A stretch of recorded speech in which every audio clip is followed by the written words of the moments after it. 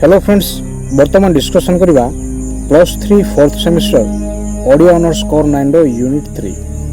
तो एठारे माने परीक्षा निमंते उद्दिष्ट यूनिट 3 रो गोटे दीर्घ उत्तरमूलक प्रश्नटी एठारे माने आलोचना करवा। तो पूर्ववर्ती वीडियो रे माने यूनिट 3 रो गोटे दीर्घ उत्तरमूलक प्रश्नटी आलोचना कर सारछे। ताहा वीडियोटी रो डिस्क्रिप्शन रे लिंक टी आपण माने पाई जिवे। पूर्व अनेक गुड़े वीडियो अपलोड सारी तो आपण मैंने चैनल टी प्लेलिस्ट को जाई समस्त वीडियो देखिपारे। तो प्रश्नटी कौन अटे देखा, क्लासिक साहित्य कौन यार वैशिष्ट्य उल्लेख कर। प्रश्नटी एठार मान कौन देखुचे, प्रश्नटी है क्लासिक साहित्य कौन यार वैशिष्ट्य उल्लेख कर। क्लासिक रो संज्ञा अत्यंत व्यापक। तो क्लासिक रो संज्ञाटी कौन अटे ना अत्यंत व्यापक अटे। पुरातन साहित्य को क्लासिक साहित्य रे नामित करा जाय थे। तो पुरातन साहित्य को बा प्राचीन साहित्य को माने कोन कहि थाउ, क्लासिक साहित्य बोली कहि थाउ। क्लासिक शब्द रे एक सर्वजनग्राह्य ओडिया भाषा रूप ए पर्यंत प्रचलित होई नै। तो क्लासिक शब्द रे एक सर्वजनग्राह्य ओडिया भाषा वर्तमान पर्यंत कोन होई नै ना प्रचलित होई नै। उत्कल विश्वविद्यालय द्वारा प्रकाशित ओडिया ज्ञानकोश रे क्लासिक शब्द को विधिबद्ध साहित्य भाव में भाषांतरित कर जाय अछि। तो उत्कल विश्वविद्यालय द्वारा प्रकाशित जो ओडिया ज्ञानकोश रही अछि सेठारे क्लासिक शब्द को विधिबद्ध साहित्य भाव में कोन कर जाय अछि, भाषांतरित कर जाय अछि। रूपान भाषा रे ओडिया भाषा रे रूपांतरण कर जाय अछि।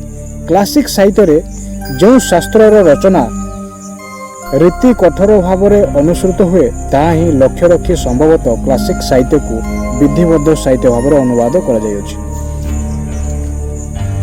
तो क्लासिक साहित्य को किभली भाव में अनुवाद कर जाय अछि, क्लासिक साहित्य रे जो शास्त्रीय रचना रीति कठोर भाव में अनुसृत हुए ताहा को ही लक्ष्य रखी संभवतः क्लासिक साहित्य को विधिबद्ध साहित्य भाव में अनुवाद कर जाय अछि। किंतु रचना रीति रे शास्त्रीय श्रृंखला क्लासिक रो एकमात्र धर्म नुहे। तेणु एभली भाषांतरण निपुण और निर्भुल बोली कही हबो नाही। किंतु रचना रीति रो शास्त्रीय श्रृंखला क्लासिक रो एकमात्र धर्म नुहे। तेणु एभली भाषांतरण निपुण एवं निर्भुल बोली कहा जाई परिबो नाही। प्रकृत रे ओडिया भाषा रे क्लासिक साहित्य कहला आमे सही श्रेणी रो चिरंतन साहित्य को बुझी थाओ। तो एठार मन कोन देखुचे, प्रकृत रे ओडिया भाषा रे क्लासिक साहित्य कहला मन कोन बुझू, सही श्रेणी रो निरंतर साहित्य को आमे बुझी थाओ, जहा देश विदेश रो भौगोलिक सीमा को अतिक्रम करी महाकाशर क्षयकारी शक्ति को अवज्ञा करी जुग जुग धरी पाठक हृदय रे कसटी पत्थर रे परीक्षित होई श्रेष्ठ साहित्य भाव में प्रभावित हुए। तो एठार मैंने कौन देखुचे, एठार देखुचे सही श्रेणी रे चिरंतन साहित्य को आम बुझी थाओ। कौन बुझी थाओ ना क्लासिक साहित्य ऊपर आम बुझी थाओ, जहा देश विदेश रो भौगोलिक सीमा को अतिक्रम करिथाए एवं महाकाशर क्षयकारी शक्ति को अवज्ञा करी जुग जुग धरी कौन करथाए पाठक हृदय रे कसटी पत्थर रे परीक्षित होई श्रेष्ठ साहित्य भाव में प्रतिभात होइथाए। तेबे ओडिया भाषा रे अत्यंत कलात्मक रुचिनिष्ठ सर्वजनग्राही सामाजिक अभिरुचि धर्मी साहित्य को क्लासिक साहित्य रूप में ग्रहण कर जायछि। तो 1 मार्क विशिष्ट 2 मार्क विशिष्ट संक्षिप्त प्रश्न उत्तर रे कौन आसी थाए ना प्रश्नटी आसी थाए क्लासिक साहित्य कहले माने कौन बुझू। तो उत्तर हो ओडिया भाषा रे अत्यंत कलात्मक रुचिनिष्ठ सर्वजनग्राही सामाजिक अभिरुचि धर्मी साहित्य को आम कौन कही था, क्लासिक साहित्य बोली कही था। उक्त क्लासिक शब्दर मूल प्रचलन ग्रीक साहित्य रे अनुमानित प्राय द्वितीय ख्रीष्टीय रे होइथिबा अनुमान करा जाए। तो उक्त क्लासिक शब्दटी मूल प्रचलन ग्रीक भाषार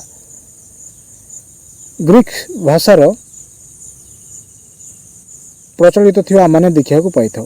तो ग्रीक साहित्य रे अनुमानिक प्राय द्वितीय ख्रीष्टीय रे होइथिबा अनुमान करा जाय। तो क्लासिक शब्दर सृष्टि ग्रीक साहित्य रे द्वितीय ख्रीष्टीय रे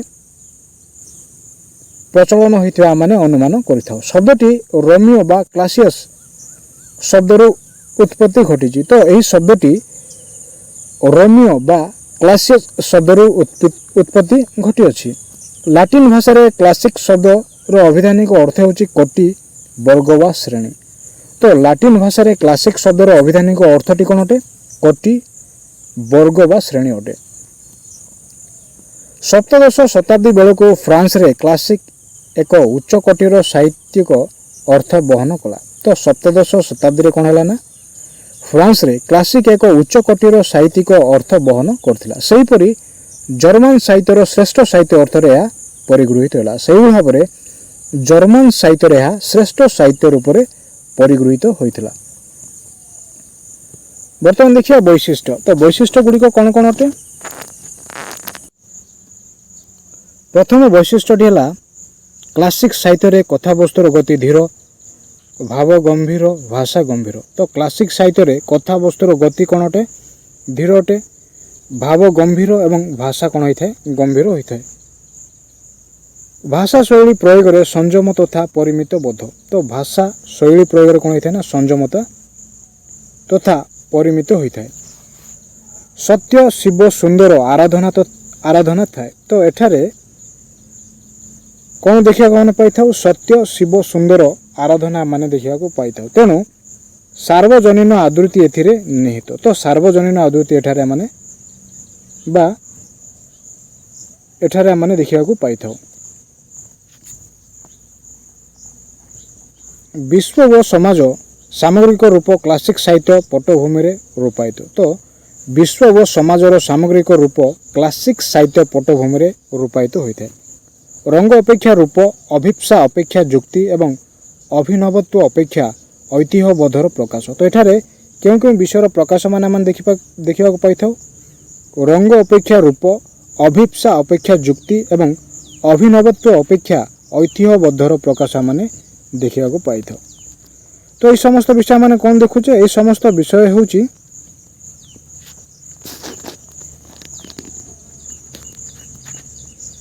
କ୍ଲାସିକ୍ ସାହିତ୍ୟ ଏବଂ ଏହାର ବୈଶିଷ୍ଟ୍ୟ ଗୁଡ଼ିକ ବର୍ତ୍ତମାନ ଆମେ ଆଲୋଚନା କରୁଛେ।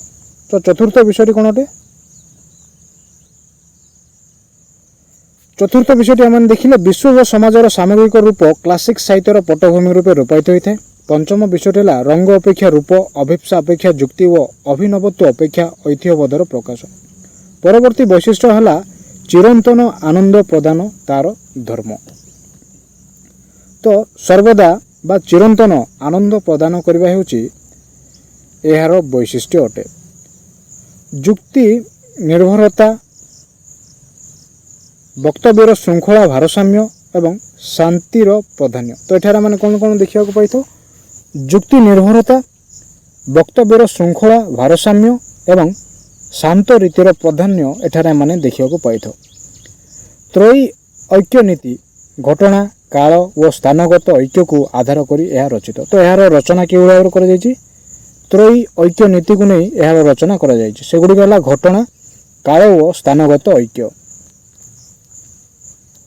ଲେଖକର ମାର୍ଜିତ ରୁଚି, ପ୍ରଶାନ୍ତ ଚିତ୍ତର ଚିନ୍ତନ, ନନ୍ଦନ ତାତ୍ତ୍ୱିକ ଦୃଷ୍ଟିଭଙ୍ଗୀ ତଥା ନୈତିକ ବିଷୟବସ୍ତୁର ଏହା ଅବତାରଣା।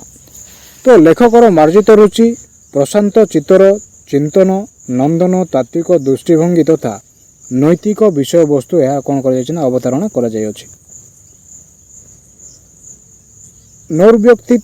ନୈର୍ବ୍ୟକ୍ତିକତା ଏହାର ଅନ୍ୟତମ ବିଶେଷତ୍ୱ। ତ ନୈର୍ବ୍ୟକ୍ତିକତା ଏହାର ଅନ୍ୟତମ ବିଶେଷତ୍ୱ ଅଟେ।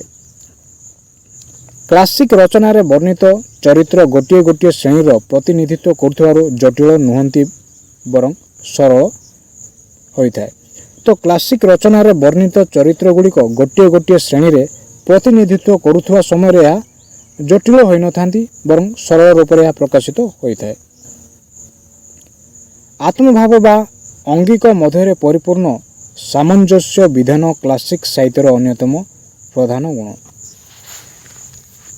ତ ଆତ୍ମାଭାବ ବା ଅଙ୍ଗିକ ମଧ୍ୟରେ ପରିପୂର୍ଣ୍ଣ ସାମଞ୍ଜସ୍ୟ ବିଧାନ କ୍ଲାସିକ୍ ସାହିତ୍ୟର ଅନ୍ୟତମ ପ୍ରଧାନ ଗୁଣ। ତ କ୍ଲାସିକ୍ ସାହିତ୍ୟର ଅନ୍ୟତମ ପ୍ରଧାନ ଗୁଣ କ'ଣ ଅଟେ? ଆତ୍ମାଭାବ ବା ଆଙ୍ଗିକ ମଧ୍ୟରେ ପରିପୂର୍ଣ୍ଣ ସାମଞ୍ଜସ୍ୟ ବିଧାନ କ୍ଲାସିକ୍ ସାହିତ୍ୟର ଅନ୍ୟତମ କ'ଣ ଅଟେ ନା ପ୍ରଧାନ ଗୁଣ ଅଟେ। କ୍ଲାସିକ୍ ସାହିତ୍ୟରେ ସ୍ରଷ୍ଟାର ଆବେଗ ଉପେକ୍ଷିତ ନୁହେଁ ବରଂ ତାହା ଯୁକ୍ତି ଏବଂ ବୁଦ୍ଧି ଦ୍ୱାରା ନିୟନ୍ତ୍ରିତ ଥାଏ। ତ କ୍ଲାସିକ୍ ସାହିତ୍ୟରେ ସ୍ରଷ୍ଟାର ଆବେଗ ଉପେକ୍ଷିତ ନୁହେଁ, ବରଂ ତାହା ଯୁକ୍ତି ଏବଂ ବୁଦ୍ଧି ଦ୍ୱାରା କ'ଣ ହୋଇଥାଏ ନା ନିୟନ୍ତ୍ରିତ ହୋଇଥାଏ। ଏଥିରେ ସ୍ରଷ୍ଟାର ଦୃଷ୍ଟିକୋଣ ସାମୂହିକ ଓ ସାମାଜିକ ଆଦୌ ବ୍ୟକ୍ତିଗତ ନୁହେଁ। ତ ଏଥିରେ ସ୍ରଷ୍ଟାର ଦୃଷ୍ଟିକୋଣ ସାମୂହିକ ଓ ସାମାଜିକ ଆଦୌ କ'ଣ ହୋଇଥାଏ, ଆଦୌ କ'ଣ ହୋଇନଥାଏ, ବ୍ୟକ୍ତିଗତ ହୋଇନଥାଏ। ଜୀବନର ବାସ୍ତବ ରୂପକୁ ଅସୀମ ସାହସର ସହ ଗ୍ରହଣ କରିନେବା ହେଉଛି କ୍ଲାସିକ୍ କାବ୍ୟର ଲକ୍ଷ୍ୟ। ତ କ୍ଲାସିକ୍ କାବ୍ୟର ଲକ୍ଷ୍ୟ କ'ଣ ଅଟେ? ଜୀବନର ବାସ୍ତବ ରୂପକୁ ଅସୀମ ସାହସର ସହ ଗ୍ରହଣ କରିନେବା ହେଉଛି କ୍ଲାସିକ୍ କାବ୍ୟର ଲକ୍ଷ୍ୟ ଅଟେ। ଗଠନ ପ୍ରଣାଳୀର ଉତ୍କର୍ଷ, ମୌଳିକ ସ୍ୱରକୁ ପ୍ରସ୍ଫୁଟିତ କରିବାର ପ୍ରବଣତା, ବିଭିନ୍ନ ଅସଙ୍ଗତି ମଧ୍ୟରେ ସଙ୍ଗତି ଓ ସାମଞ୍ଜସ୍ୟ ସ୍ଥାପନ ହେଉଛି କ୍ଲାସିକ୍ ସାହିତ୍ୟର ଆଦର୍ଶ। ତ କ୍ଲାସିକ୍ ସାହିତ୍ୟର ଆଦର୍ଶ କ'ଣ ଅଟେ?